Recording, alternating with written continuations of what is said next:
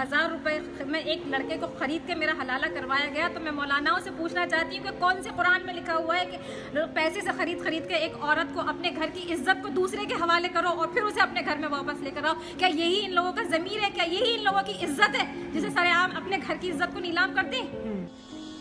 ये इसके दोस्तों ने और इस सब ने मिलकर यही फैसला किया कि इसको बच्चा भी हो गया तो जाने नहीं देंगे, तो कर लेते हैं।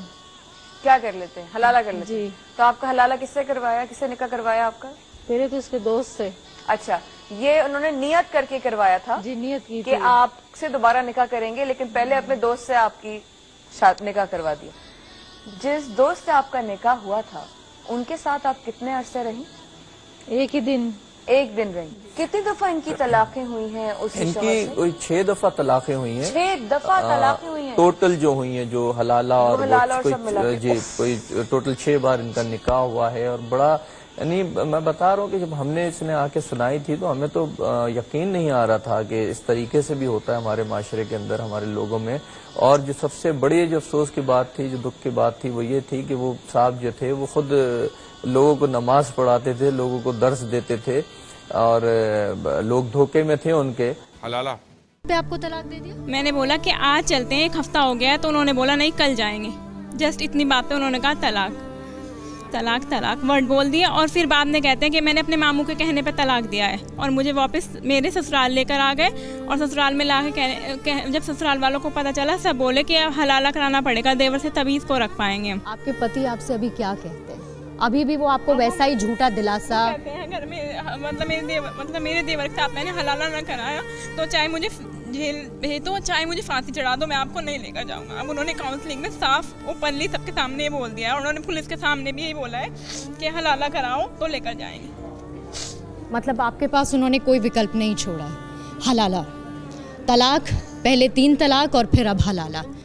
तो जब तलाक हो ही गया था तो फिर उसके बाद हलाला करने की क्या जरूरत है? मैं वापस जब अपने घर आई और जब मैं रात को सोने के लिए ऊपर अपने कमरे में जाने लगी, तब मेरी बुआ सास ने, मेरी फुफिया सास ने मुझसे ये कहा कि दुल्हन ऊपर मत जाना अपने कमरे में। मैंने कहा क्यों? कि हमने फतवा झूठा निकलवाया था, तुम्हारी तलाक हो चुकी है, हलाला होगा।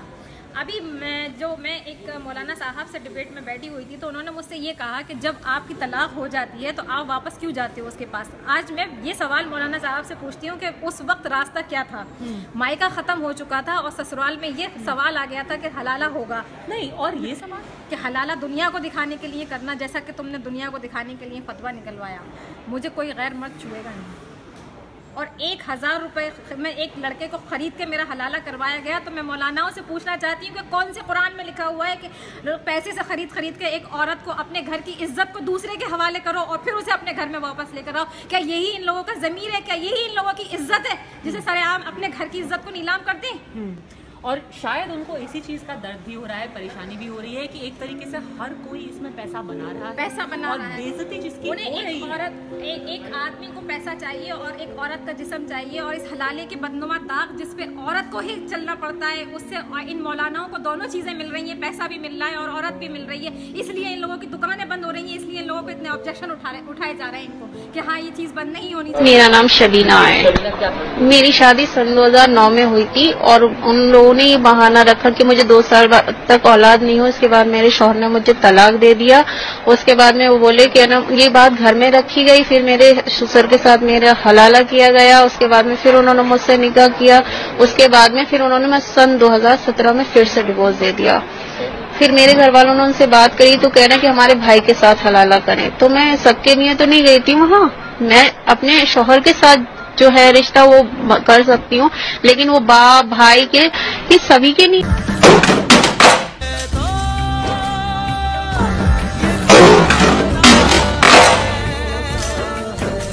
आपके कानून बनना चाहिए क्या? कानून यही कि हम औरतें कोई मजाक पूरी ना है, तमाशा बना के रखा।